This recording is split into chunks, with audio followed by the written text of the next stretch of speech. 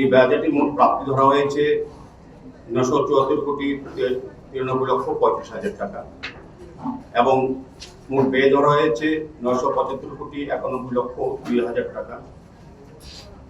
এই বাজেট শুধু একটি দলিল বা পুস্তক নয়, এটি একটি রূপান্তরমূলক রোডম্যাপ যা আগরতলাকে একটি আধুনিক, টেকসই এবং নাগরিক কেন্দ্রিক শহরে পরিণত করতে পারে। এই বাজেটে আমরা অবকাঠামো উন্নয়ন এবং মূলধনী ব্যয়ের উপর সর্বোচ্চ গুরুত্ব দিয়েছি।